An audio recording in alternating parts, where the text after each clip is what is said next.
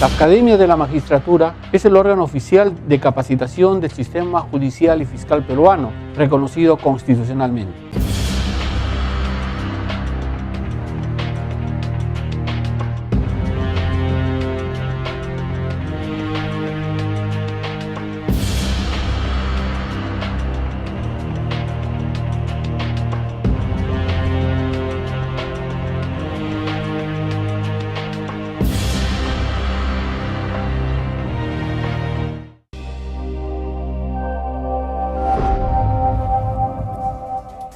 Amables televidentes, bienvenidos a vuestro programa Referente Jurídico, programa producido por la Academia de la Magistratura de la República del Perú. En estos dos bloques iniciales vamos a contar con la grata presencia de uno de los más destacados magistrados de la Corte Suprema de Justicia de la República, especialista en Derecho Civil y las disciplinas afines. El día de hoy integra el Consejo Ejecutivo del Poder Judicial, quien ha tenido una destacadísima participación a nivel de la producción no solamente jurisdiccional, sino también intelectual de este importante poder del Estado. Me estoy refiriendo a la persona del doctor Héctor Lama More, a quien damos la más cordial bienvenida a Referente Jurídico. Bienvenido, doctor. Gracias por la invitación y trataremos de resolver las interrogantes que se planteen. Muchas gracias a usted. Bueno, nos convoca la conversación que vamos a tener a continuación. Los prolegómenos, el desarrollo y las conclusiones a las que se arribaron en dos importantes plenos casatorios civiles que son de interés de la comunidad jurídica, que siempre está atenta al desarrollo de la jurisprudencia y el avance de nuestro derecho civil en el país. Y estos han versado particularmente en torno a lo que tradicionalmente se conoce con el nombre de desalojo por ocupante precario, y el otro que es el de tercería excluyente de dominio. De manera tal entonces que vamos a tratar esos temas que están referidos a los plenos casatorios civiles cuarto y séptimo. Pero antes quisiéramos, por favor, porque este programa no solamente lo ven especialistas en derecho, estudiantes de derecho y colegas abogados, sino también la ciudadanía en general. ¿Cuáles son las relaciones y las diferencias entre un pleno jurisdiccional y un pleno casatorio? El pleno jurisdiccional es un evento que se convoca para que concurran jueces superiores de todas las cortes superiores de la República, entendiéndose como pleno jurisdiccional nacional. Esta reunión tiene por objeto discutir entre los asistentes, que son jueces superiores de las diversas cortes, temas que resultan ser controvertidos en la jurisprudencia, con el objeto de unificar criterios. Una de las garantías que debe ofrecer el Poder Judicial en el servicio de justicia es que los criterios sean uniformes, ¿no? Porque eso hace predecible el proceso judicial, el resultado del proceso judicial, y además proporciona seguridad jurídica. En casos similares se espera evidente y lógicamente respuestas similares. Pero cuando en mismos casos hay respuestas distintas, eso provoca desconcierto y los jueces se ponen en alerta y convocan a plenos jurisdiccionales. Estos plenos jurisdiccionales se discute en abstracto, es decir, se lleva un tema y en torno a ese tema se discute. Y se llevan casos, los casos que han tenido materia de pronunciamiento en los temas que son materia del debate. Y por supuesto se llevan también temas doctrinarios, referencias académicas en relación a los temas que son materia del debate. Los magistrados se reúnen y luego sacan conclusiones. Se somete a votación y sacan conclusiones en mayoría, minoría, unanimidad. Hay plenos regionales como hay plenos distritales.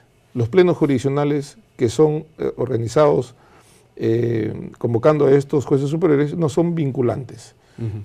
Apuntan a unificar criterios en virtud del debate y en temas en general, ¿no? En cambio, los plenos casatorios, que son convocados a nivel de la Corte Suprema, sí constituyen precedente vinculante y se establecen regla general a partir de la resolución de un caso que sube en casación a la Corte Suprema. El artículo 400 del Código Procesal Civil establece la posibilidad de los plenos casatorios cuando se advierte que existen sentencias contradictorias entre las salas, en este caso civiles, o cuando la jurisprudencia en general se advierte que hay pronunciamientos dispersos, la Corte Suprema convoca un pleno casatorio en virtud de un caso que sube a la Corte Suprema en recurso de casación. En la vista de la causa, para resolver el caso, se indica, en virtud de esa convocatoria, que ese caso será objeto de un pleno casatorio con el objeto de extraer de ese caso reglas generales que constituyen los precedentes vinculantes o interpretación jurisprudencial vinculante o doctrina jurisprudencial vinculante.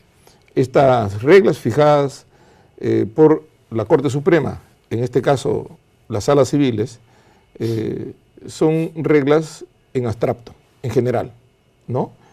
Que permiten que en casos parecidos al que fue materia de pronunciamiento, se apliquen esas reglas en otros similares. Entonces la diferencia entre ambas reuniones es que a nivel del pleno jurisdiccional la idea es discutir temas, unificar criterios en torno a temas controvertidos para orientar, digamos, el sentido del derecho de la jurisprudencia. Exacto. Pero sin efectos vinculantes. No tienen efectos vinculantes. Y a nivel de la Corte Suprema sí tienen efectos vinculantes, pero no son discusión de temas en general, sino que son a partir de un caso. La Corte Suprema se pronuncia resolviendo la casación en ese caso y aprovecha y emite reglas generales que constituyen precedentes vinculantes. Esta es una buena demostración de cómo la metodología inductiva permite precisamente a partir de casos concretos establecer reglas generales que luego pueden ser aplicadas deductivamente a otros casos. Exactamente, es similar, aunque marcando la distancia del sistema anglosajón, del sistema de precedentes o el precedente del caso, ¿no? La regla del caso, que se aplica a otro caso similar al que emergió el precedente. Digo que no es tan exacto porque a veces la Corte Suprema establece reglas que no se vinculan muy cerca del caso, sino que son reglas más generales, que tienen que ver con el caso, pero no exactamente con el caso específicamente en materia de pronunciamiento, ¿no? Que se diferencia del sistema anglosajón en la que para establecer esta regla de ese caso, en otro que se viene en el futuro, tiene que compararse los casos para ver si el caso en el que se aplicará ese precedente es el mismo del caso que se emitió la regla general, ¿no? La justicia del caso norteamericano se distingue de nuestro, ¿no? Se toma el esquema para establecer el precedente, pero tiene sus particularidades en nuestra realidad, ¿no? Y está bien que sea así, ¿no? Porque cada ordenamiento tiene su propia dinámica, ¿no? Claro. Ahora, ¿es el único requisito para poder convocar a un pleno casatorio el hecho de que existan pronunciamientos diversos y hasta contrarios? ¿O existen algunos otros requisitos más que son necesarios para que se realice la convocatoria a este tipo de plenos? En realidad, la convocatoria de los plenos responden a la finalidad del recurso de casación. El recurso de casación en nuestro ordenamiento jurídico procesal tiene dos finalidades. El control normativo, el sistema morfoláctico, que significa la vigilancia de la correcta aplicación de la ley, ¿no? Y la uniformación de la jurisprudencia. Entonces, si tuviéramos que explicar cómo es que se produce el recurso de casación en función a las finalidades, tendríamos que decir que es para unificar la jurisprudencia, ¿no? Ahora, han habido casos de plenos casatorios en los que no había jurisprudencia contradictoria y sin embargo se convocó a un pleno con fines pedagógicos, ¿no? Orientadores, porque por ahí surgió una corriente doctrinaria que fue materia de pronunciamiento en un proceso judicial que era totalmente contrario al ordenamiento jurídico nacional. Pero no se encontraron diversos pronunciamientos, sino fue un caso. Es el segundo pleno casatorio. En mi opinión, el segundo pleno casatorio no buscaba uniformizar la jurisprudencia, sino establecer cierta ruta, canalizando el ordenamiento jurídico, el sentido de la legislación y el ordenamiento jurídico en virtud de una doctrina determinada que en nuestro país se ha afiliado, vamos a decirlo así, ¿no? El segundo pleno casatorio estuvo vinculado al tema de los usucapión, la prescripción exitiva de los coposeedores, ¿no? Entonces hubo una sala superior en Lambayeque que dijo que en nuestro país no puede haber coposesión para el usucapión, porque la posesión con animus domini es excluyente, como la propiedad. La Corte Suprema dijo que sí se puede en nuestro país adquirir por prescripción bienes cuando son varios los que poseen. Es decir, la coposesión puede dar lugar a la usucapión. Porque nuestro sistema en materia posesoria se distancia de otra teoría distinta a la nuestra, que hay en otros países, está vigente en otros países. Nosotros en materia posesoria nos hemos adherido a una corriente general denominada la teoría objetiva de la posesión, que en su momento, en el siglo XIX, impulsó Rudolf von Jhering. Y la otra tesis que está vigente en diversos países latinoamericanos, que se afilia a la teoría subjetiva de la posesión impulsada por Savigny, tiene conceptos de posesión diferentes a los nuestros. Entonces, lo que nosotros regulamos en nuestro ordenamiento jurídico es impensable ubicarlo en otro sistema diferente al nuestro. Entre otras cosas, el hecho de que, por ejemplo, en nuestro país es posible que exista dos poseedores respecto a un mismo bien. El poseedor mediato y el poseedor inmediato respecto a un mismo bien. Eso solo es posible en nuestra teoría objetiva de la posesión. En la teoría subjetiva eso sería una herejía.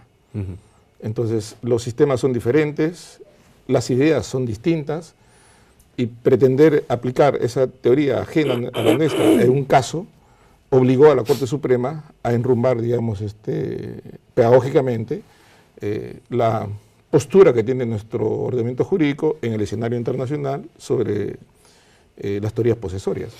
Y aquí también se pone de relieve esta presencia de la doctrina como fuente formal del derecho, ¿no es cierto? Porque, digamos, al hablar de estas teorías objetiva y subjetiva, en el caso del usucapio, esto no tiene un planteamiento normativo, sino que es más bien estrictamente doctrinario, de cierto nivel epistemológico, y que es adoptado por la Corte Suprema de la República como línea orientadora en función de lo que el Código Civil ha establecido, ¿verdad? Exacto, exacto. Sí, sí, me parece que es una sentencia muy buena, orientadora, pedagógica, ha canalizado el sentido del ordenamiento jurídico en relación a las teorías que se conocen en el escenario internacional, y ha dado la posibilidad de que varias personas que poseen un bien, o sea, varios coposeedores, pueden usucapir, poniendo el requisito de que se necesita que coposean con títulos homogéneos. Claro. ¿No?